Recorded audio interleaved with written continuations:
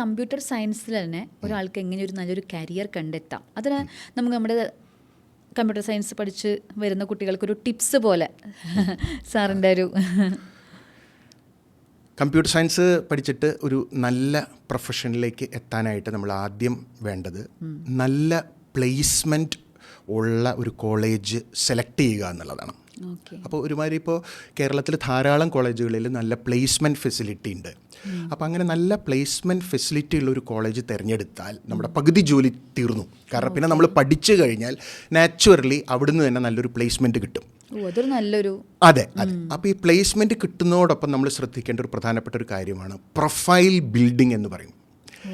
Profile building എന്ന് വെച്ച് കഴിഞ്ഞാൽ നമുക്ക് എങ്ങനെ നല്ലൊരു പ്രൊഫൈൽ ഉണ്ടാക്കാം. കാരണം ഒരു കമ്പനിയിൽ ഇപ്പോൾ ധാരാളം കോളേജുകളും ധാരാളം ഇൻ്റർവ്യൂ ആപ്ലിക്കൻസ് വരുമ്പോൾ അവർ നാച്ചുറലി അവർ ബയോഡാറ്റ നോക്കും. അപ്പോൾ ബയോഡാറ്റ നല്ല അട്രാക്റ്റീവായിട്ട് നമ്മൾ പ്രിപ്പയർ ചെയ്യാനായിട്ട് നല്ല കോമ്പറ്റീഷനാണെന്ന് തോന്നുന്നു. നല്ല കോമ്പറ്റീഷനാണ്. അപ്പോൾ കമ്പനികൾ കൂടുതലും നോക്കുന്നത് നിങ്ങൾ ഏതൊക്കെ ലൈവ് പ്രൊജക്ട്സ് ചെയ്തു, നിങ്ങൾ ഏതെല്ലാം സർട്ടിഫിക്കേഷൻസ് എടുത്തു.